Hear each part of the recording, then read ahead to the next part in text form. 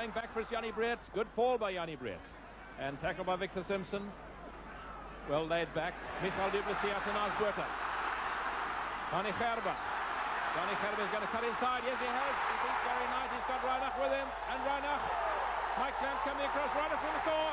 All the way. Craig Green going for him. And a try given underneath the post. There's Jaco Reinach. The flyer. En hier is spoed, hier is spoed, hier is spoed. Hier is spoed, hier is spoed. Jaco Reinach.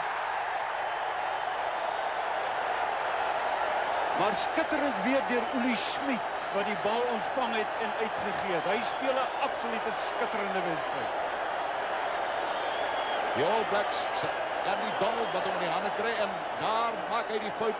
Grant Fox sy enigste fout van die dag. Gaat smal baie vinnig by. En dan Uli Schmid. Danie Gerber is by hom. En daar is hy. Daar die geweldige spoed soos hy sy treerek byna gegly. En Danie Gerber weer aan sy binnekant, net ingeval. En dit is 'n suiwer 3.